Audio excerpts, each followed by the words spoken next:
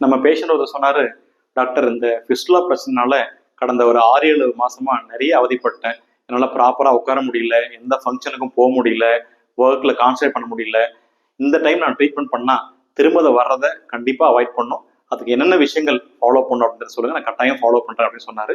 So ஒரு fistula சர்ஜரிக்கு அப்புறம் என்னென்ன விஷயங்களை ஃபாலோ பண்ணா நம்ம அதை திரும்ப வரதுக்கான வாய்ப்பு குறைக்கலாம் அப்படின்றத அந்த வீடியோவில் பார்க்க போறோம். வணக்கம், நான் doctor Anand, surgical oncologist and laparoscopy surgeon. 6 முக்கியமான விஷயங்கள் ஃபிஸ்டுலா ரெக்கரன்ஸ்ல திரும்ப வரதுக்கான வாய்ப்பை கட்டாயம் குறைக்கும். Number 1, blood sugar control. நீங்க டயபெட்டிக் பேஷண்டா இருந்தா சர்ஜரி அப்பவும் சரி, சர்ஜரிக்கு அப்பவும் சரி, எப்பவுமே பிளட் சுகரை ஸ்ட்ரிக்டா கண்ட்ரோல்ல வச்சுக்கணும். ஏன்னா பிளட் சுகர் கண்ட்ரோல்ல இல்லை அப்படின்னா உடம்புல நோய் எதிர்ப்பு சக்தி குறைஞ்சிரும். அப்படி குறையதுனால இன்ஃபெக்ஷன் திரும்ப வரதுக்கான வாய்ப்பு இருக்கு, ஃபிஸ்டுலா திரும்ப வரதுக்கான வாய்ப்பு இருக்கு.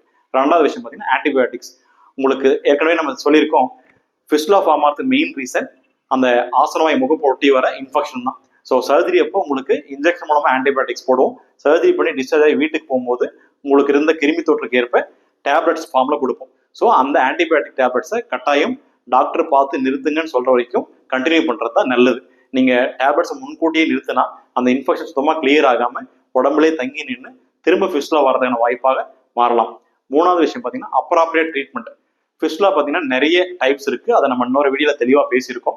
ஸோ ஒவ்வொரு டைப் ஆஃப் ஃபிஸ்டுலாவுக்கும் ஒவ்வொரு டைப் ஆஃப் ட்ரீட்மெண்ட் வந்து பெஸ்ட்னு சொல்லுவோம். ஸோ உங்களுக்கு என்ன டைப் ஆஃப் ஃபிஸ்டுலா இருந்துச்சோ அதுக்கு தகுந்த ட்ரீட்மெண்ட்டை தான் உங்க டாக்டர் உங்களுக்கு வந்து அட்வைஸ் பண்ணுவார். அந்த ட்ரீட்மெண்ட்டை நீங்க கட்டாயம் ஃபாலோ பண்ணிக்கிறது நல்லது. 4, அதாவது பார்த்தீங்கன்னா வூண்ட் கேர்.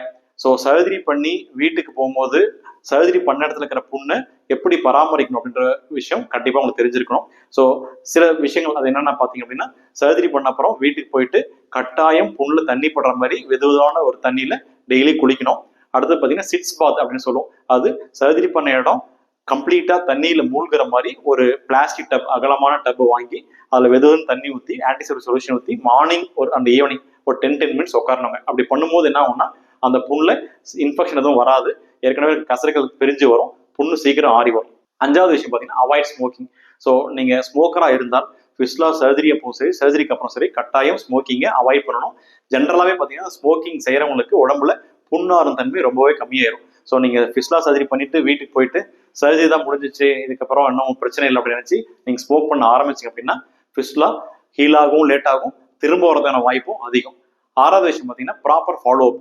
ஸோ ஃபிஸ்டுலா சர்ஜரிக்கு அப்புறம் 2 to 3 விசிட்ஸ் உங்க டாக்டர் உங்களை வர சொல்லுவாரு. ஸோ புண்ணு கம்ப்ளீட்டா ஆறுன அப்புறம் உங்களுக்கு ஏதாச்சும் ஃபிஸ்டுலா திரும்ப வரதுக்கான சாத்தியக்கூறு அதிகமா இருந்தா, உதாரணத்துக்கு பார்த்தீங்கன்னா உங்களுக்கு ஒரு கிரான்ஸ் டிசீஸ் குள்ள அலைஞ்சிருந்தாலோ, டைபெட்டிகுலைட்டிஸ் இருந்தாலோ, இல்லை டிபி இன்ஃபெக்ஷன் இருந்தாலோ, இல்லை ஒரு அன்கண்ட்ரோல்டு பிளட் சுகர் பேஷண்டா இருந்தாலும் கட்டாயம் பீரியாடிக்கலா உங்களை செக்அப் வர சொல்லுவாரு. அப்படி வர்றதன் மூலம் ஏதாச்சும் மோஷன் போற இடத்துல சின்னதாக ஒரு இன்ஃபெக்ஷன் மாதிரி ஆரம்பிச்சுன்னா அப்போவே அதை அப்ராப்ரியேட்டா ட்ரீட்மெண்ட் பண்ணிட்டு அப்படின்னா அது திரும்ப ஃபிஸ்டுலா ஃபார்ம் ஆக வாய்ப்பை குறைக்கும்.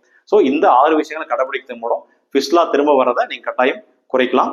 இந்த தகவல் உங்களுக்கு மிகவும் பயனுள்ளதா இருந்திருக்கும் அப்படின்னு நம்புறோம். இதே போல நிறைய பயனுள்ள தகவல் நம்ம சேனல்ல பகிர்ந்துட்டு வரோம். அதை தொடர்ந்து ஃபாலோ பண்ணுங்க. நன்றி, வணக்கம்.